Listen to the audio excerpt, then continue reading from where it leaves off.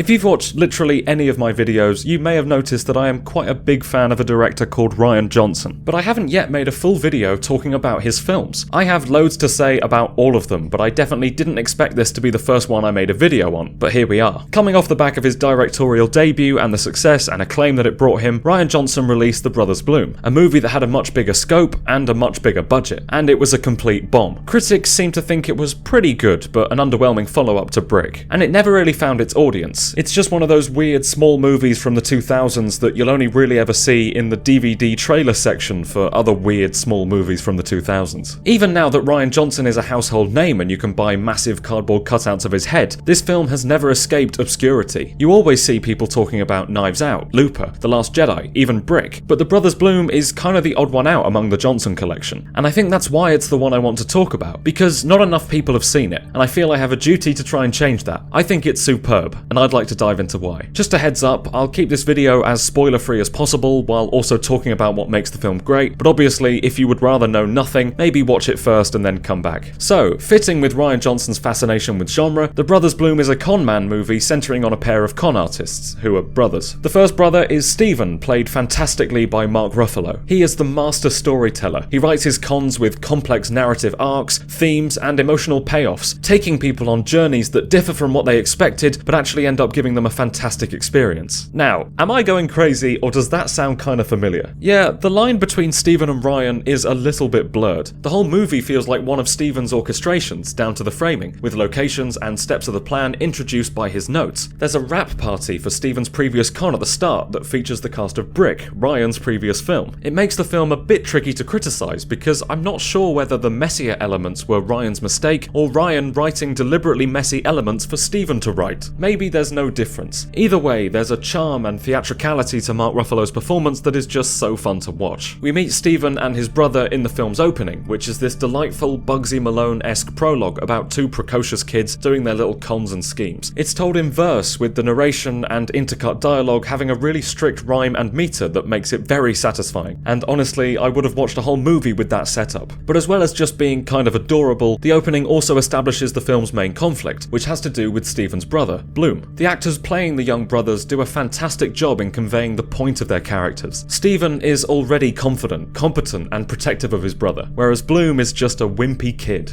That's a little joke because it's the same actor as Greg Heffley. The adult Bloom is played by Adrien Brody, who brings a tangible vulnerability to the character. He's lived his whole life as an actor in his brother's narratives and is kind of unsure about who he is if he's not playing the roles written for him. He wants an unwritten life, something real. And then he meets Penelope, the best character in this movie. The way she sees the world is so enlightening and refreshing. She has a childlike wonder, but not necessarily an immaturity. She's clearly very smart. She quite literally brings colour and light into Bloom's world and into the movie, in ways you just can't miss. She's such a complicated character that could have just come across as quirky XD, but is brought to life with a really precise and intelligent performance by Rachel Weisz. Speaking of characters that easily could have fallen into the random, the fourth member of the crew is Bang Bang, played by Rinko Kikuchi. She is a delight. She has very little dialogue, but conveys so much with her face and mannerisms. She's always doing something in the background of a scene, not in like a, oh look how wacky she is way, but just like she's got other stuff going on and she only happens to be part of this narrative at the moment. It's probably worth rewatching the film and focusing only on her because I'm sure there are visual gags that I missed. She just seems effortlessly cool. There aren't many other roles in the film. There's Maximilian Schell as a scary Russian, Robbie Coltrane is there channeling some Poirot. Maybe thanks to Knives Out, future roles like this will be done in thick Kentucky accents. But the main plot is just the four of them.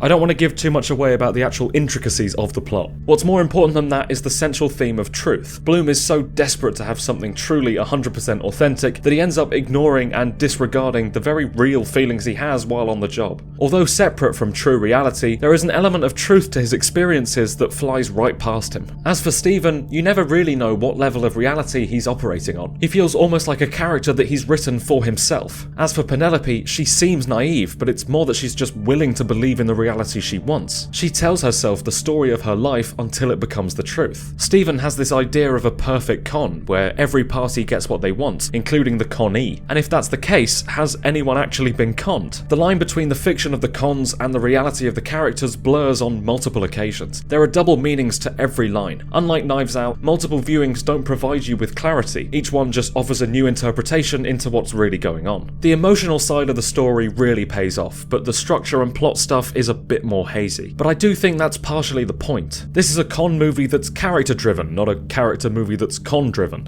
and real people are messy, harder to wrap up in a neat little bow. Deliberate or not, however, it's not as slick as other films about con men, and it's less airtight than other Rian Johnson films, and I think that's contributed to its obscurity. It didn't grip people enough to achieve the cult classic status of Brick. Also, the premise is a bit less snappy and succinct, harder to sum up in a few words. You say high school noir thriller, I get it. A team up between time travel assassin and his older self, easy. Star Wars is Star Wars, and you just have to look at a picture of Knives Out to know what that's doing. But this one is like, yeah, they're con men, and it's about what's real and the nature of a con and storytelling and love and brothers. Maybe it's a bit harder of a sell. There are criticisms to be made beyond that, of course. There are some clunky moments of exposition, oddly placed flashback that's clearly a condensed deleted scene, there's some awkward ADR, and despite some nice visual storytelling, it's far from Steve Yedlin's best work. And while I do really love what it was going for, the meta-truth storytelling aspect can be a little heavy-handed. It was only Ryan's second film. He was definitely still learning. I think you can tell that the ending was reworked in editing, reshoots, and rewrites. It doesn't come together in as satisfying a way as it maybe could. As I said, a bit of that is deliberate, but there were some threads I felt could have paid off better, and then when watching the original ending, I saw that a lot of them originally did. This was something that a few critics pointed out. The film didn't get negative reviews, but it's definitely the most divisive of Rian Johnson's entries. Hi, this is Editor Joe.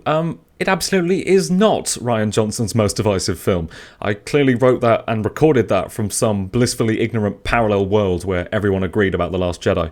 I think it's just because I don't take criticism of that film very seriously, so you know what I mean. It was divisive. Roger Ebert said the film was too smug and pleased with itself, and I'm not sure I agree. Despite its depth, the twists and turns, and despite the fact that Rian Johnson is clearly a genius, I don't feel like it's trying to outsmart me. It gets away with a few moments of self-congratulatory cleverness or just cliched ridiculousness because they're all kind of perfectly within the framing of the movie, because it's like they're coming from Steven, the storyteller within the story. The film is actually putting a lot of faith in its audience. There are huge emotional payoffs that hinge on just one line of setup. For the most part, we're not spoon-fed. We have to pay attention to the details, and as with everything Rian creates, every one of them is so incredibly well thought out. Some layers seem to only be there for his own enjoyment, not in ways that make the film inaccessible, but just in ways that add extra depth. Like the references to Greek mythology. The names of the characters are partially taken from the James Joyce novel Ulysses, Leo Bloom and Stephen Daedalus. Daedalus comes from Daedalus, the name of the great architect of Greek myth and the designer of the labyrinth. This fits with Ruffalo's character not just because of the great labyrinthine narratives that he weaves for his cons, but because the whole story reflects the myth that follows. Daedalus was the father of Icarus, and we all know the story of Icarus, trying to escape using wings held together with wax but flying too close to the sun. In this story, Bloom is Icarus and Penelope, whose name also comes from mythology, is the sun, which is represented visually in a number of scenes. Whether that's the colour of her umbrella, the colour of her car, her drink, her clothes, or just the light that she seems to bring to every scene. Once you notice the Icarus thing, you see that it runs through the whole film. One character briefly references wax wings, there's imagery of Bloom stood in the rocks in the sea, there's a bust of Icarus in the background of one scene, and a stained glass window depicting him and Daedalus. I watched this film way too many times without knowing this at all, but it makes me appreciate the film a lot more. You know, maybe there's a better video essay to be made about whether this movie flew too close to the sun, got swept up and lost in its own story, just as the brothers Bloom themselves try not to. But for that hypothetical video to be properly enjoyed, people need to have seen the movie, and they just haven't. So the most important thing I can do is to recommend it, because I really do recommend it. Maybe mentioning its flaws makes it seem like I'm arguing against myself, but the point is this movie has so much going for it, and a genuine warmth that absolutely sells the overall product, regardless of its flaws. For a movie about conning, there's not a mean bone in its body. The whole setup is a contradiction. They're con men, liars, liars and cheaters, but in a bizarre way, they are incredibly earnest. Earnest is the word I would use to describe the whole movie. The vibes are just wonderful. It was initially going to be a lot darker, and there are elements of that still remain, but I'm really glad they ended up taking this approach, even if it meant losing the R rating and all the entertaining F words that go with it. It means we get something that anyone can enjoy. It's not a comedy, but it may be the funniest of Rian's films. It just really makes me laugh. It's definitely got a timeless quality to it, because it takes place in its own version of reality. There's a distinct style to everything we see. I feel like I'm mostly oblivious to clothing in real life and in movies. Costumes need to be pretty good for me to notice them, and I notice them. There are some great outfits and loads of cool hats. It has a really unapologetic romance storyline, a complicated sibling relationship, loads of cool scenery because filming took place in all the cool countries the film was set in. It really has it all, and I just don't think this film gets enough credit. Despite its flaws, it's one of Rian Johnson's most joyful and fun entries. It makes your heart feel full. It's become a real comfort movie for me, and not just as a bit of light, fluffy entertainment. It's got real depth, both in the intricacy of storytelling and the emotional heart of the film, and that's all without even mentioning the soundtrack. Nathan Johnson's score is without a doubt my favourite film soundtrack of all time. With that added into the mix, you've got yourself a masterpiece. There are moments in which it feels like I'm watching a musical performance that also happens to have a storyline. Like the film is just there to accompany the music in the best way possible. We actually have him to thank for most of my videos because the soundtrack is played on repeat while I write and edit. If I've not convinced you to watch this film, at least check out the penultimate track on the soundtrack, The Perfect Con. It's a banger. But I hope I have convinced you to check this movie out. I used to think it was the weakest of Rian Johnson's films, one with a lot of things to like, but with a combination that never really comes together. But the more I watch it, the more I love it. And at this point, I find it hard to separate from Knives Out and The Last Jedi in my list of favourite films. It may not win you over, and that's fine, I get it, but it is absolutely worth seeking out and giving it a go. I don't think you'll regret it. I've decided that Rian Johnson gave me everything I wanted with this film, and in doing so, the master storyteller pulled off the perfect con. Thank you for watching. I really hope you enjoyed this video. It's a bit different to anything I've made before, but also it's a topic I really wanted to talk about. I'd love for you to leave a like and let me know in the comments if this is a film you've seen and how you feel about it. Also subscribe to the channel if you're new. If you like Rian Johnson, I'm currently working on a video about Raylo that should be out in a couple of weeks, so stay tuned for that. Check out links to my social medias and my Discord in the description, and yeah, love you lots.